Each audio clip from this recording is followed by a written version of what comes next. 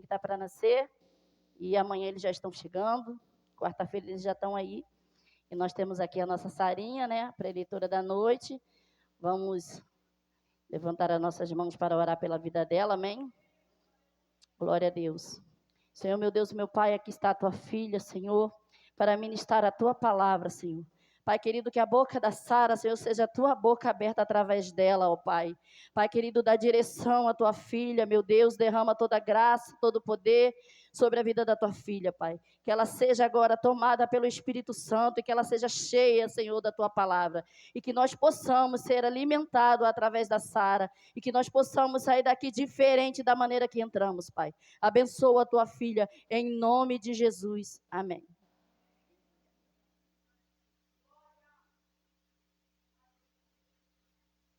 Graça e paz, igreja, amém? Glória a Deus. É uma honra poder estar aqui ministrando a palavra do Senhor, fazendo uma coisa que eu adoro, que é falar da palavra de Deus. E agora estar aqui no altar falando com vocês. É uma responsabilidade grande, mas em nome de Jesus o Senhor vai falar aos nossos corações.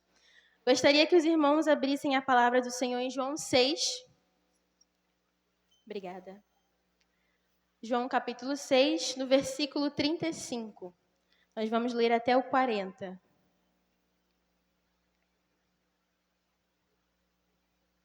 João 6, versículo 35 ao 40. Diz assim: E Jesus lhes disse: Eu sou o pão da vida. Aquele que vem a mim nunca terá fome, e quem crê em mim nunca terá sede. Mas eu vos digo que vós também me tendes visto, mas não credes. Todo aquele que meu Pai me dá virá a mim, e o que vem a mim, de modo algum o lançarei fora. Porque eu desci do céu, não para fazer a minha própria vontade, mas a vontade daquele que me enviou. E esta é a vontade do Pai que me enviou, que nenhum de todos aqueles que me deu se perca, mas que o ressuscite no último dia. E esta é a vontade daquele que me enviou, que todo aquele que vê o Filho e crê nele possa ter a vida eterna, e eu o ressuscitarei no último dia.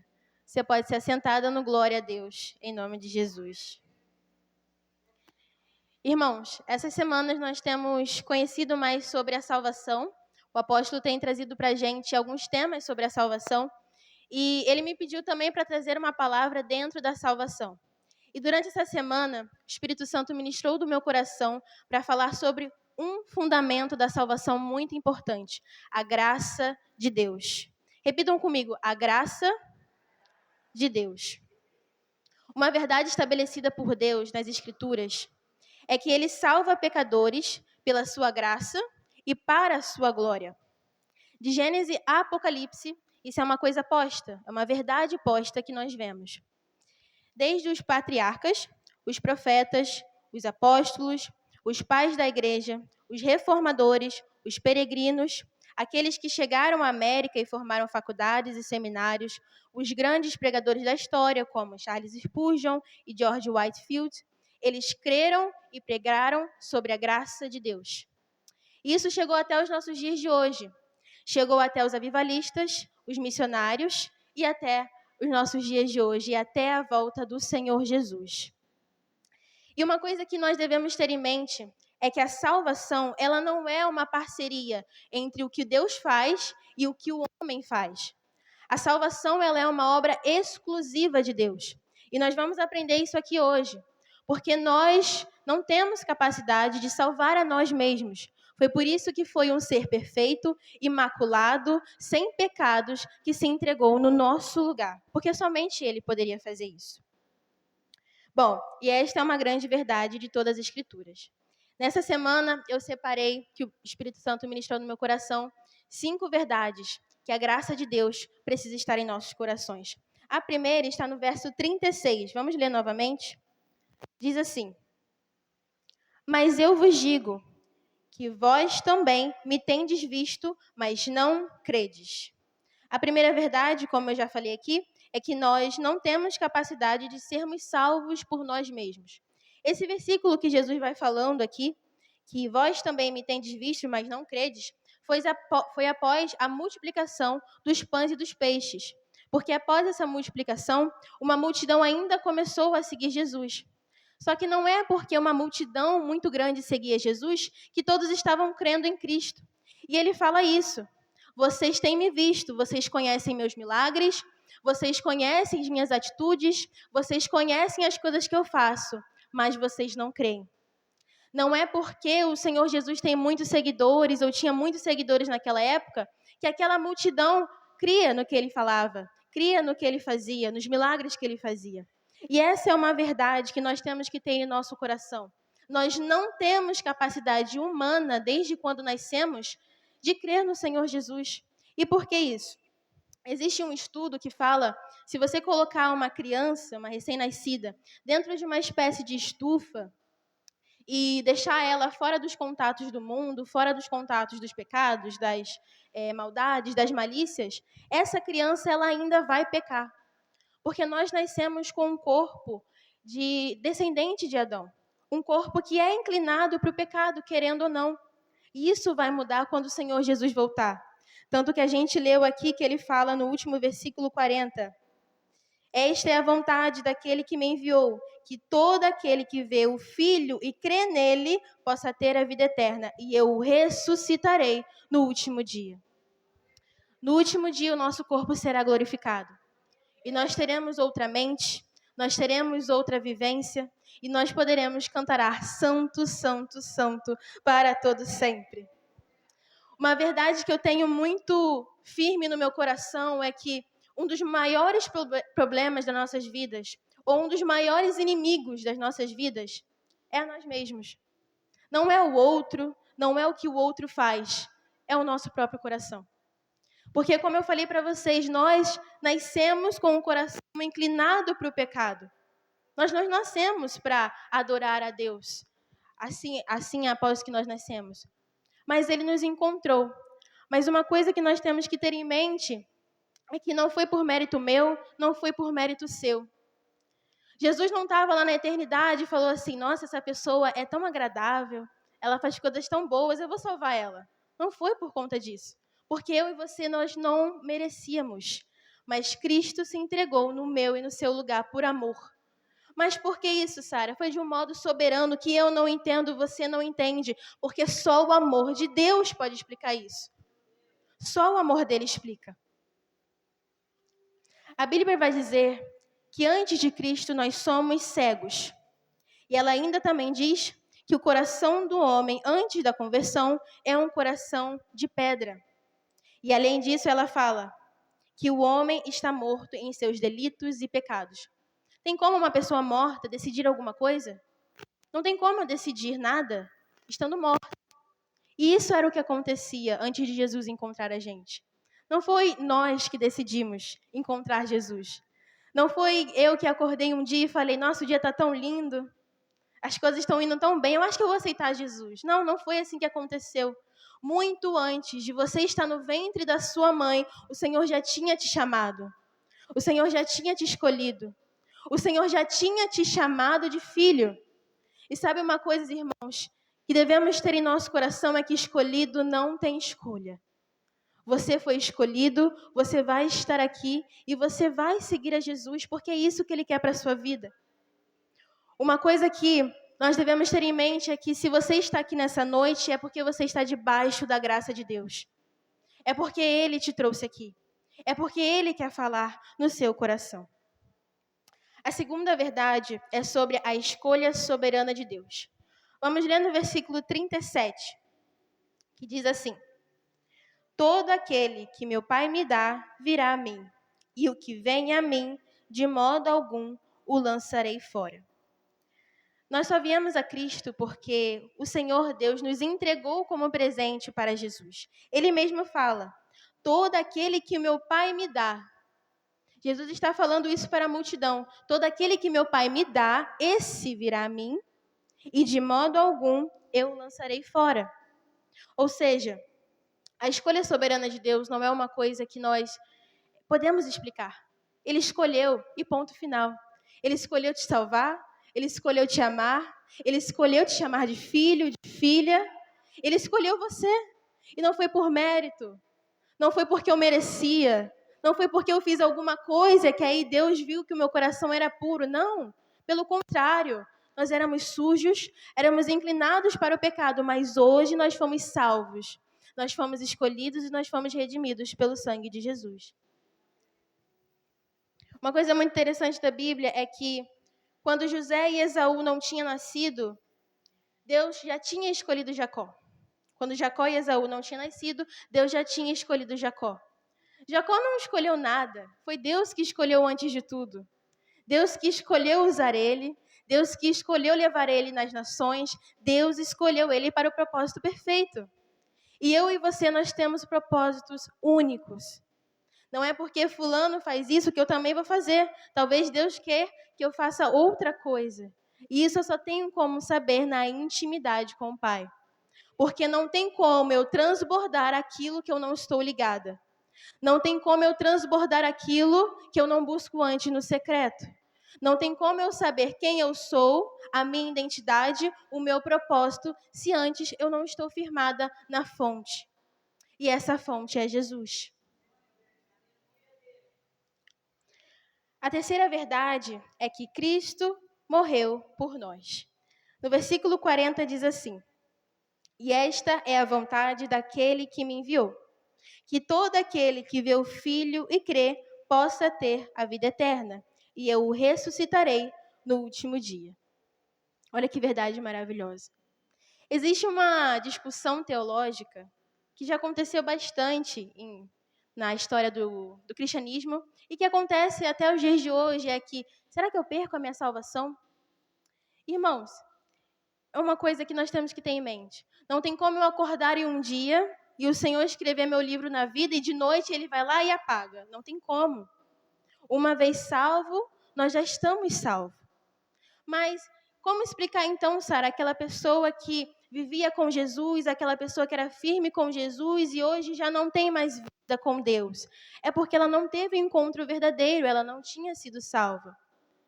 Porque, como diz a canção, quando a gente pisa no lugar dos santos, nós não queremos mais sair. Nós não queremos mais sair de lá.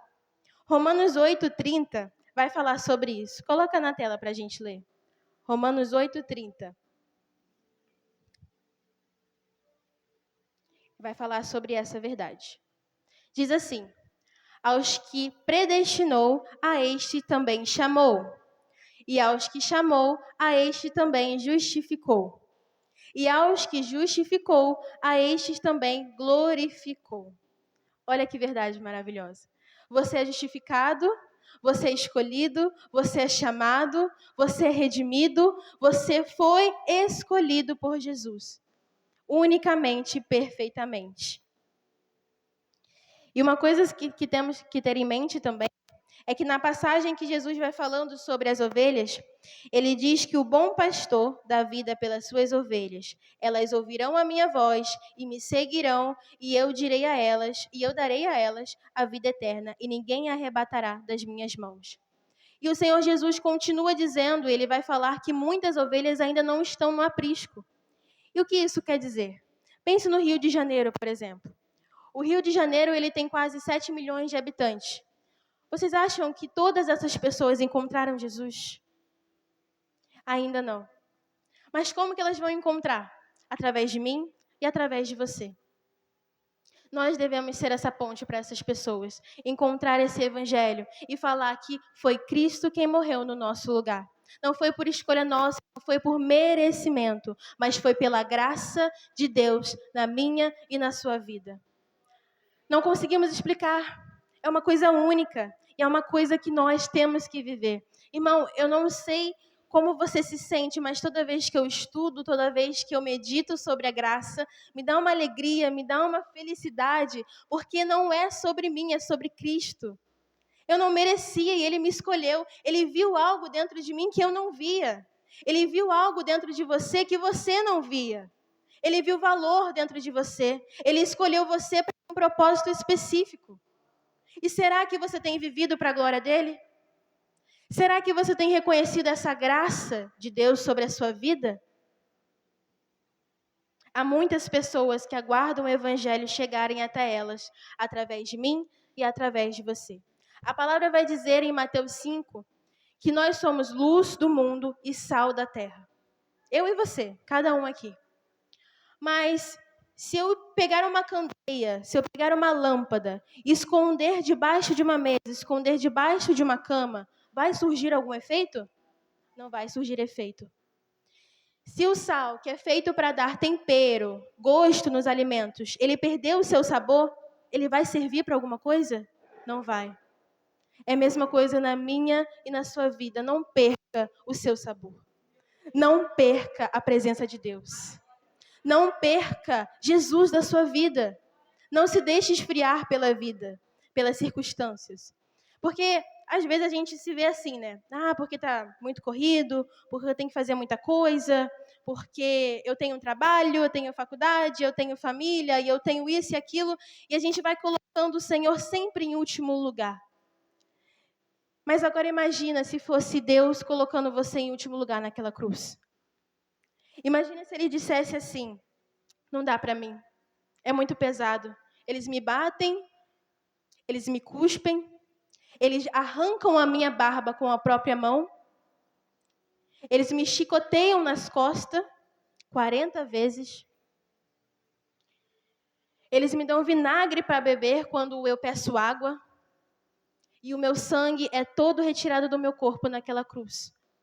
Mas não dá para mim. Imagina se Jesus dissesse isso para você e para mim. Mas ele não podia falar aquilo. Ele não podia fazer aquilo. Porque o amor dele é muito maior do que tudo que ele passou, do que todo o sofrimento. E eu não poderia passar por isso no seu lugar. Você não poderia passar por isso no meu lugar. Só Cristo poderia. Aquele que era imaculado, sem pecado, sem defeitos. Ele que poderia se entregar por mim, por você. Então, viva para a glória de Deus. Viva por essa graça. Reconheça a graça de Deus na sua vida e ande de acordo com a graça de Deus. A quarta verdade é sobre a graça irresistível, a vocação eficaz. Vamos ler novamente o versículo 37, que diz assim mais uma vez: todo aquele que meu Pai me dá, virá a mim, e o que vem a mim, de modo algum, o lançarei fora. Eu queria fazer uma pergunta para a igreja. O quão consciente vocês estavam, o quão participativo vocês estavam quando vocês estavam no ventre da mãe de vocês? Vocês contribuíram com algo? Vocês fizeram alguma coisa? Não, vocês não fizeram nada. E é a mesma coisa quando nós estamos com o Senhor. Quando encontramos a Cristo, o Espírito Santo vem em nós e nos causa uma mudança misteriosa e espiritual, mas gloriosa, dentro de nós e gera vida. E após isso vem a conversão, que é algo externo, visível e verificável. É quando nos arrependemos e cremos em Cristo e o Espírito Santo vem. É quando Jesus fala com Nicodemos, e Nicodemos ficou com uma dúvida, falando: Senhor, mas como que é nascer de novo? Eu tenho que voltar para o ventre da minha mãe? E Jesus fala: Nicodemos, você não sabe para onde o vento vai, nem para onde o vento foi. Esse é o nascido do Espírito Santo. É uma coisa misteriosa, mas ao mesmo tempo é uma coisa gloriosa, que eu e você devemos nos apropriar disso. É o Espírito Santo que faz. É o Espírito Santo que toca naquele problema que você tem dentro de casa. É o Espírito Santo que toca naquela causa da justiça que você tem. É o Espírito Santo que entra naquela família e restaura aquela família. É o Espírito Santo que faz. E a quinta verdade para a gente quase finalizar está novamente no versículo 37. Vamos ler. Todo aquele que meu Pai me dá, virá a mim. Aqui Jesus está falando: todo aquele que meu Pai me dá, virá a mim. É 2 que meu Pai me dá? Não. É 3? Não. É todo aquele que meu Pai me dá, virá a mim. E o que vem a mim, de modo algum, o lançarei fora. A quinta verdade é que a nossa salvação, ela está assegurada. Quem pode dar um glória a Deus por isso? Estamos seguros. Ninguém nos tirará da mão de Cristo. Nada poderá nos separar do amor de Deus que está em Cristo Jesus, nosso Senhor.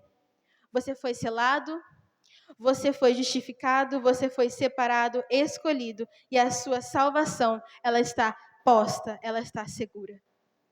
E uma coisa muito boa que eu amo da palavra é que eu e você, nós somos eleitos. E sabe mais quem foi eleito? Daniel.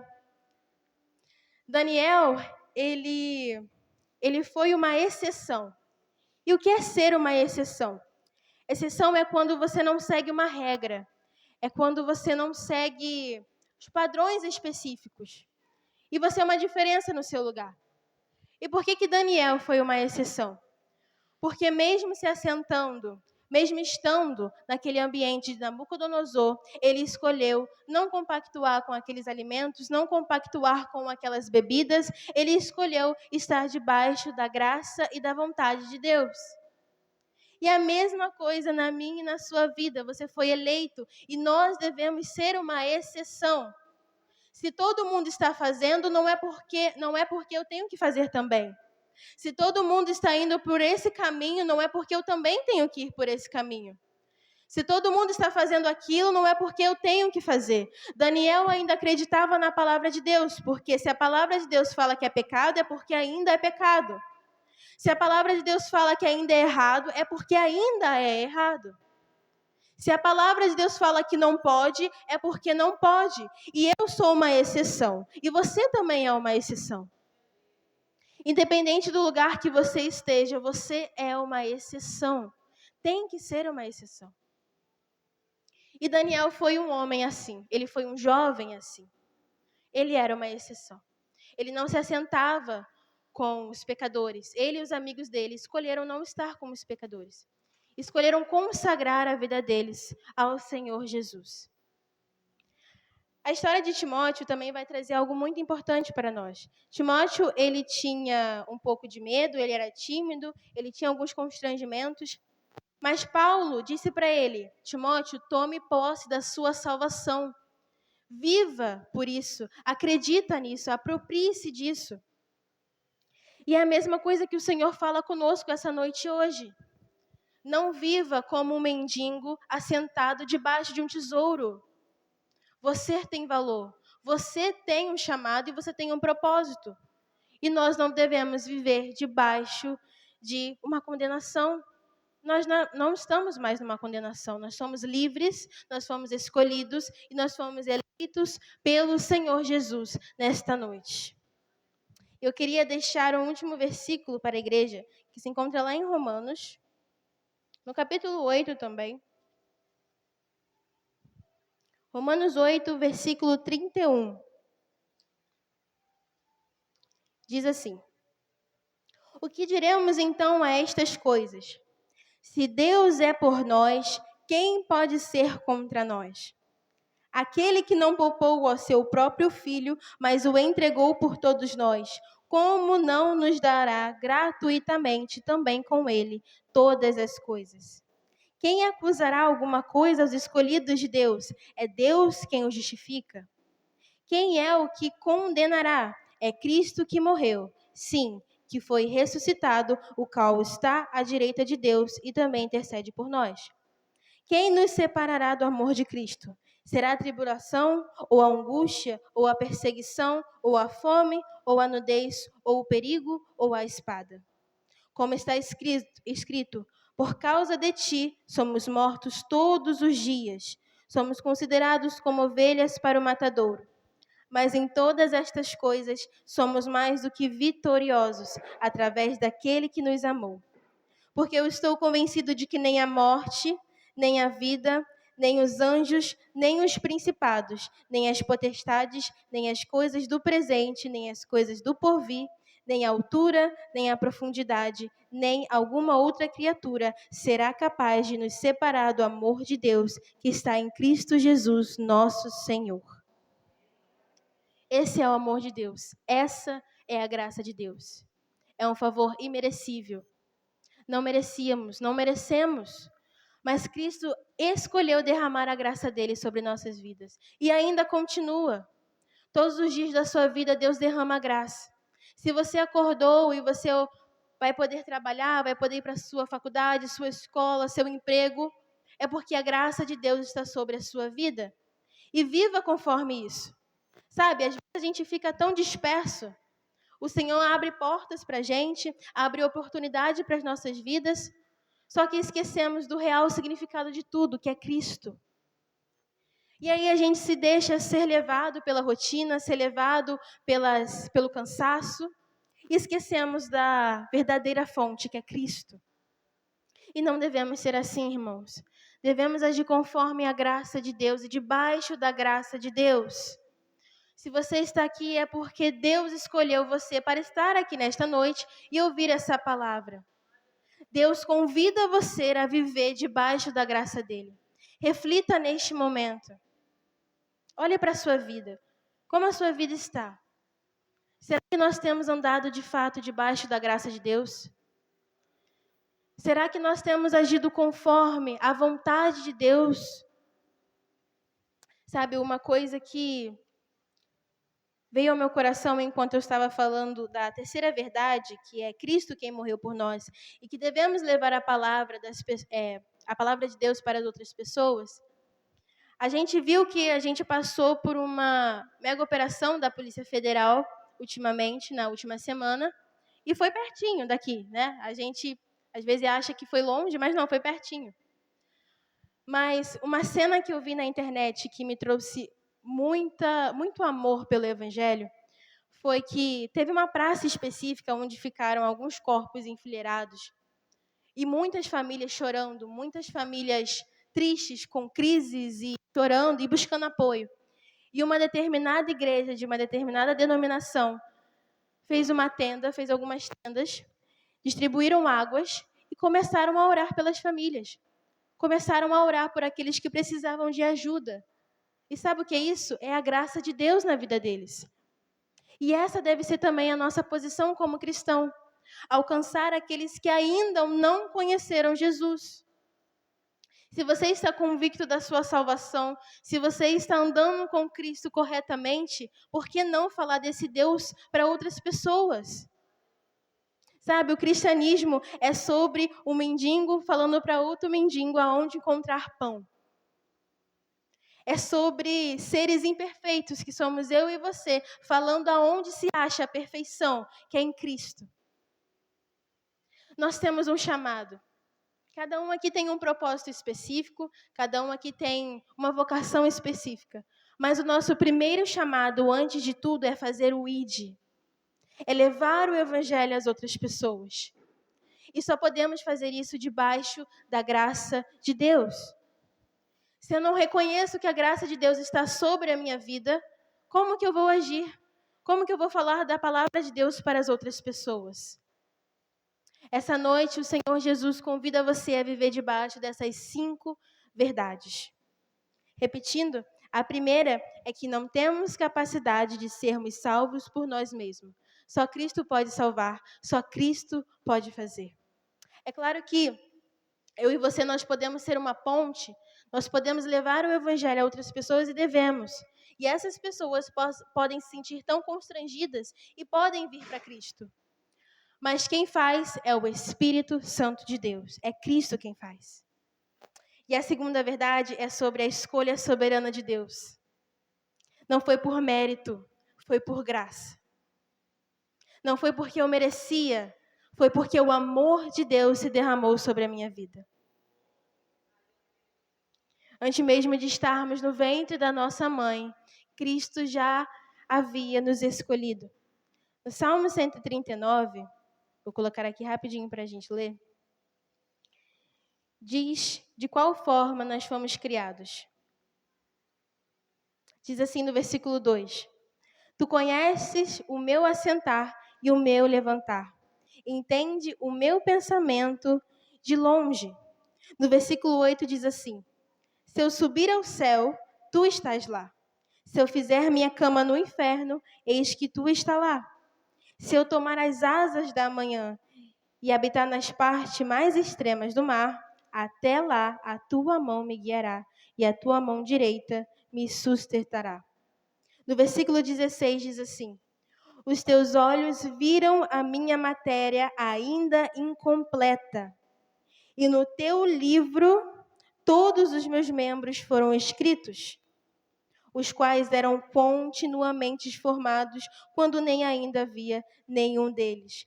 Quão preciosos também são os teus pensamentos para comigo, ó Deus. Quão grande é a soma deles. Olha que coisa maravilhosa. Antes mesmo de você ser formado, o Senhor já escrevia sobre os seus dias, sobre a sua vida, no livro da vida. Você não escolheu, foi Cristo quem te escolheu. O Espírito Santo te alcançou e você decidiu aceitar Jesus. Mas antes disso, Cristo já tinha visto cada um de nós. E nós fomos eleitos. A quarta verdade, reafirmando, é sobre a graça irresistível, a vocação eficaz. É Cristo quem faz, é Cristo quem escolhe nas nossas vidas. E a quinta é sobre que a nossa salvação, ela está assegurada.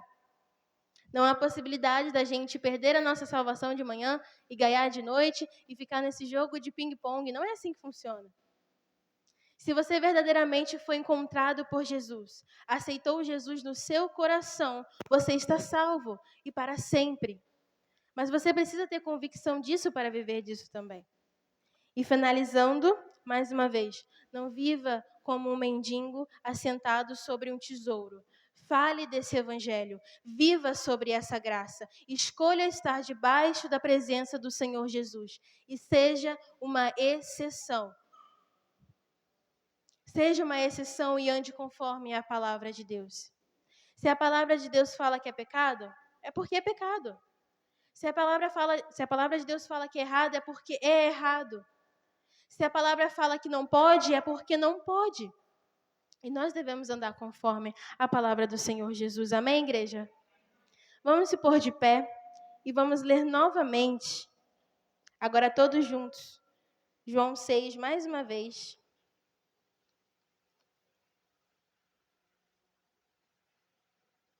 João 6, capítulo 35.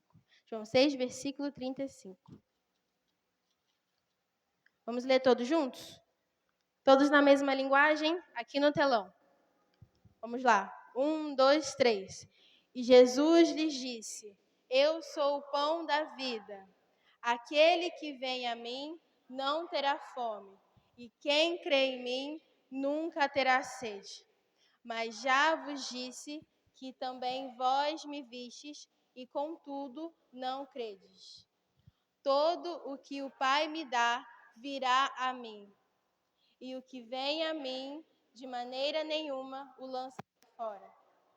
Porque eu desci do céu não para fazer a minha vontade, mas a vontade daquele que me enviou. E a vontade do Pai que me enviou é esta: que nenhum de todos aqueles que me deu eu perca, mas que o ressuscite no último dia.